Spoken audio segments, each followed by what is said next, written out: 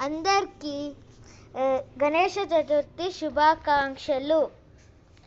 ఈరోజు నేను గణేష మళ్ళీ సుబ్రహ్మణ్య ప్రదక్షిణ చేసేది స్టోరీ చెప్తాను.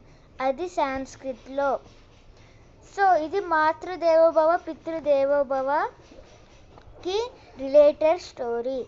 మాతా చ పార్వతీదేవి పితా దేవో మహేశ్వరః బాంధవః శివభక్తాశ్చ స్వదేశో భువనత్రయం.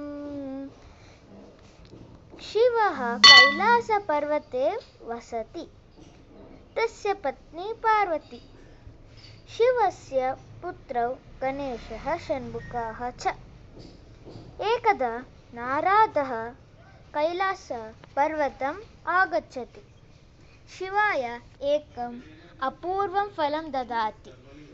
शिवः चिन्तयति, मम द्वौ पुत्रौ, परन्तु एकमेव फलमस्ति, किं करोमि इति. अन्ते सः एकं परीक्षणं करोति. पुत्रः हाव्यति वदति च. अधुना एका स्पर्धा भवति. यः अस्य लोकस्य प्रदक्षिणाम् आदौ समापयति तस्मै एतत् अपूर्वं फलं ददामि इति. सन्तुष्टः सुब्रह्मण्यः स्वस्य वाहनं मयूरः आरोहति. लोकस्य प्रदक्षिणार्थं गच्छति. किन्तु गणेशः स्थूलः बालः. कस्य वाहनं मूषकः. सः अतीव लघुप्राणी. मूषकः मन्दं चलति. गणेशः क्षणं चिन्तयति. जनकः पृच्छति च. जनकः, लोकात् श्वेतरः कः इति.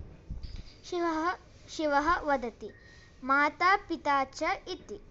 तदा सन्तुष्टः गणेशः मातृपितृप्रदक्षिणम् एव लोकस्य प्रदक्षिणार्थं भवति. प्रदक्षिणं करोति. शिवः चतुराय गणेशाय एव फलं ददाति.